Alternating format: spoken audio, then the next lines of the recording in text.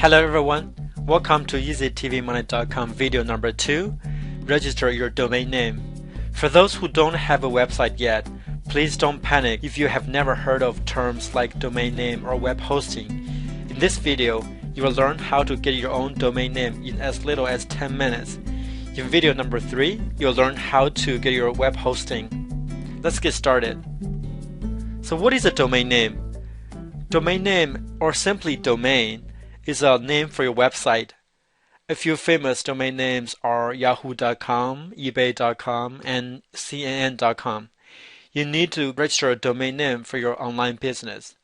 Many people think that it is too expensive to have a website. The truth is that you can get a domain for as little as $5 per year. That is really a small investment compared to the earnings potential. What is even better is that the cost will stay the same no matter how many products you promote. You'll learn why in the next few videos. Now I'm going to show you how to register your own domain. Now the first step is to pick a good domain name.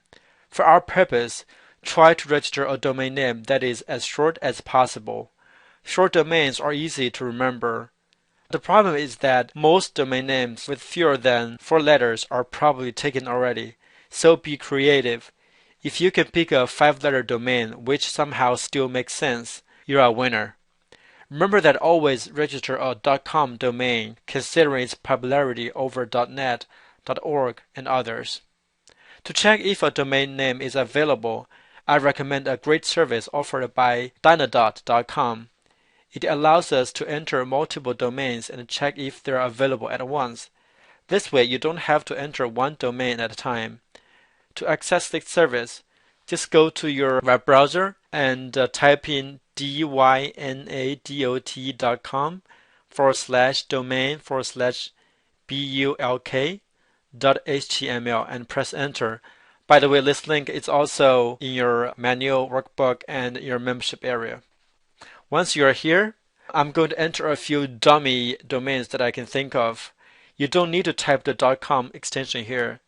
In the TLDS field, only check .com extension and uncheck all the others. Then press search. As you can see here, out of the 6 domains I entered, 2 are still available. So in our videos, I'm going to use topoodle.com as our example. You can find more links to more tips about how to pick a good domain name. Please find those links in the manual workbook and your membership area.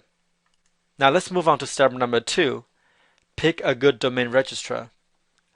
A domain name registrar, or simply domain registrar, is an organization or commercial entity that manages the reservation of domain names and offers such services to the public. A good domain registrar should provide reliable services and should have been around for at least 5 years. I recommend GoDaddy. It is the industry leader and the largest ICANN accredited domain registrar in the world. It has been in business since 1997. Of course, you can choose from other companies, but for those who are not so tech savvy, I would recommend you use GoDaddy because I will be using it as our example when I show you how to set things up in the next few videos. Let's move on to step number 3. Register your domain. To do so, let's go to GoDaddy.com. Just go to your web browser and enter GoDaddy.com and press enter. The homepage should look something like this. Please note that there might be some slight changes on the website, but the process should be similar. Here I'm going to enter the domain name that I want. I'm going to put topoodle.com and press go. If it tells you that the domain is not available anymore, try another one. Here GoDaddy tells me topoodle.com is available. I'm going to go ahead and press the continue to registration button. Now GoDaddy is trying to sell us more related domains such as topoodle.net and topoodle.org. You don't need those domains because .com domains are much more popular, and when people think of a domain, they generally think of a .com domain. Now hit the small no thanks button at the bottom and continue. You will then be taken to a page to enter domain registration information. If you already have a GoDaddy account, enter your login information on the left side. If not, you can enter your information on the right side over here. Once you enter your information, click Next, and you will be taken to step number 2 to configure your domain settings. You can choose registration length to 1 to 10 years. So here I'm going to choose 1. Make sure that the contact information here is correct. For certified domain, it is up to you if you should buy it or not. For our purpose, it's not necessary. However, if you plan to build your own landing page, which we will cover later, this might be a plus because a domain name with a certified seal has better credibility in users. Plus, it's only $2.99 per year. Now here you will see set name servers link over here. You don't need to worry about it right now because we will cover it in video number 3 after you get your own web hosting account. Next, you need to decide if you want to auto-renew your domain name. The default setting here is yes. It is recommended that you enable this because many people forget to do so and eventually lose their domain name after 1 year. It would be much more expensive than $10 to buy back a domain name once it is acquired by other people. So I'm going to leave it as default. Once you're done, click Next button. Here you need to set up privacy and domain protection. You have 3 options: Standard, Deluxe, and Protected.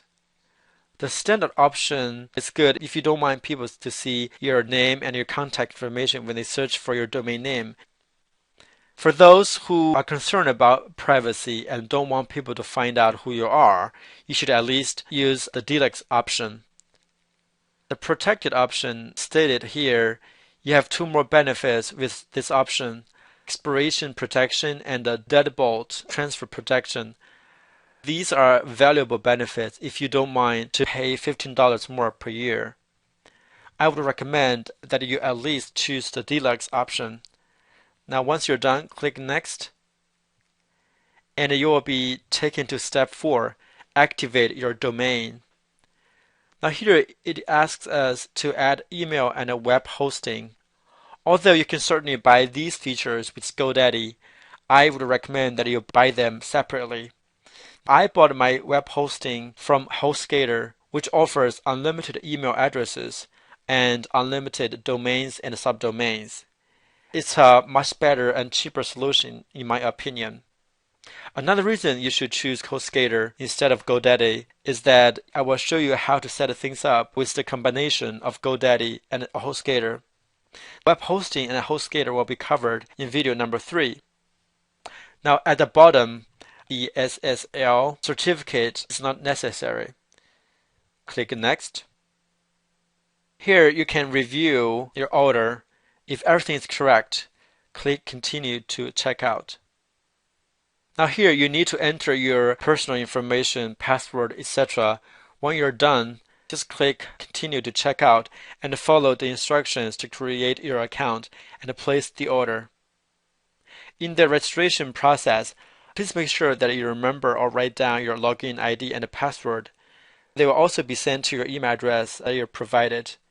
If you have LastPass, which we talked about in video number 1, you can save those information in it, and the next time you can let LastPass fill out the login information for you.